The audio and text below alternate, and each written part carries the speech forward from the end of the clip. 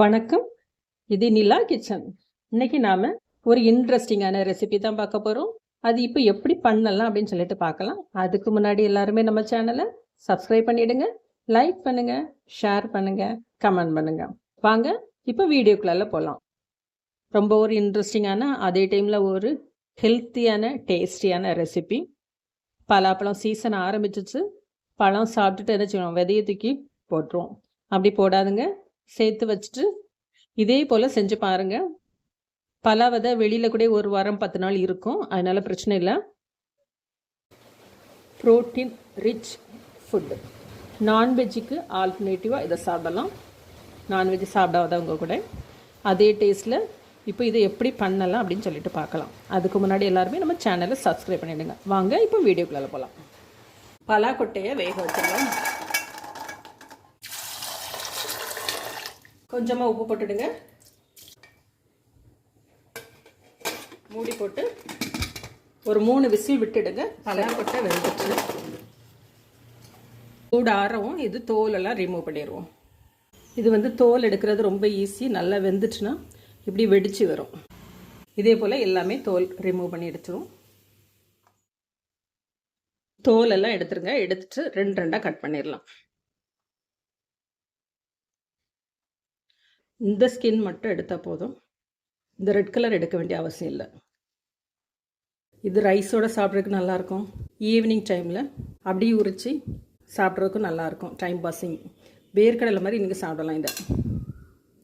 அது மட்டும் இல்லை, தால் பண்ணச்சில் அது உள்ளே போடலாம், பருப்போடு போடலாம்.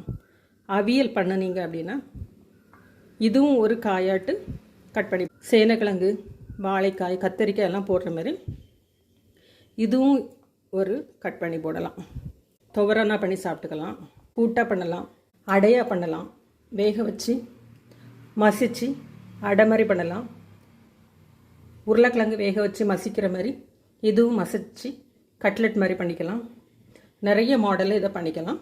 எண்ணெய் சூடானோடனே கடுகு, ஜீரகம், கருவேப்பிலை, வரமிளகாய், வெங்காயம்.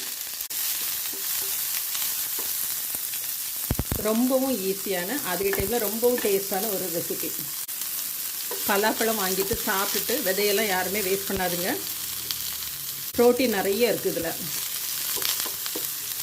நான்வெஜ் சாப்பிடாதவங்களுக்கு தேவையான ப்ரோட்டீன் பலா விதையில இருக்குது. ஒரு 1/2 டீஸ்பூன் பெருங்காயப்பொடி. இஞ்சி பூண்டு சதைச்சி போடுங்க. இஞ்சி பூண்டு பேஸ்ட்டு வேண்டாம், சதைச்சி போடுங்க. சுண்டல் போல் அப்படியே சாப்பிட்டுக்கலாம். இப்போ இதோட கட் பண்ணி வச்சுருக்கிற பலா விதை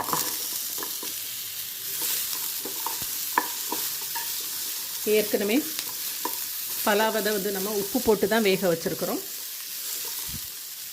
உப்பு போட்ட பலா விதைங்கிறனால இப்போ கொஞ்சமாக இந்த ஆனியன் மசாலாக்காக கொஞ்சமாக உப்பு.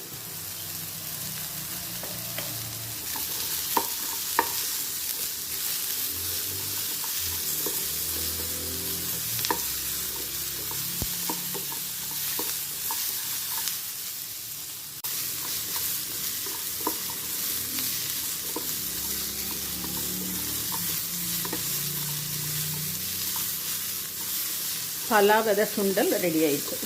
இப்போ கடைசியாட்டு ஒரு 1/4 டீஸ்பூன் அளவுக்கு கரம் மசாலா பொடி, 1/2 டீஸ்பூன் மிளகு பொடி. வேறு எதுவுமே நம்ம காரம் சேர்க்கலை. வரமிளகா மட்டும் தாளிக்கிறதுக்கு போட்டிருக்கோம். ஃபைனலாக தேங்காய் துருவல். நம்மளோட ப்ரோட்டீன் ரிச் பலா விதை சுண்டல் ரெடி ஆயிடுச்சு. இதே போல் நீங்களும் செஞ்சு சாப்பிட்டு பாருங்கள். பார்த்துட்டு எப்படி இருக்குது அப்படின்னு சொல்லிட்டு ஃபீட்பேக் கொடுங்க. தேங்க்யூ.